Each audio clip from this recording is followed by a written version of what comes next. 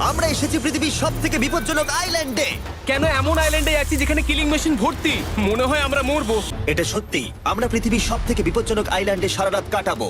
আর আমাদের প্রতি পদক্ষেপে থাকবে অজস্র সাপ। কোনো জায়গায় সাপ থাকতে পারে, তাই না? হ্যাঁ। জিমি, কি হবে যদি কোনো সাপ আমাদেরকে কামড়ে দেয়? বেসিক্যালি যেই বিষ তোমাদের রক্তে এসে মিশবে, তোমাদের স্কিনের কালার চেঞ্জ হয়ে যাবে আর 1 ঘন্টার মধ্যে তোমরা মারা যাবে। পেতে পারি। এটা পাগলামো ভাই। তুমি এখান থেকে পড়ে গেলে কিন্তু মরে যাবে। হ্যাঁ সেটা আমি জানি। সবাই খুব সতর্ক থেকো। তো গোটা আইল্যান্ডটা কিলিং মেশিন দিয়ে ভর্তি। এটা কিন্তু দারুণ ব্যাপার।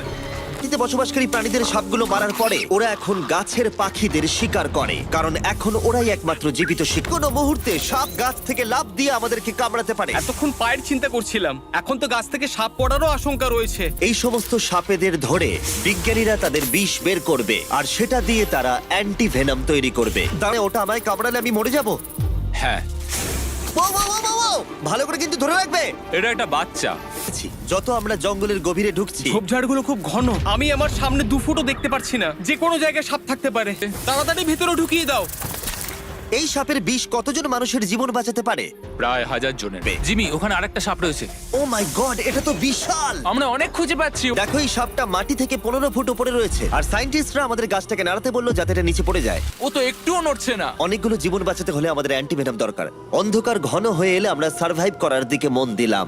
ক্যাম্প সেট আপ হয়ে গেল, যদিও আমি সত্যিই জানি না এই ক্যাম্পগুলো স্নেক প্রুফ কিনা। এখন আমরা ঘুমোবো আর আশা করব আমাদের টেন্টে কোনো সাপ ঢুকে পড়বে না।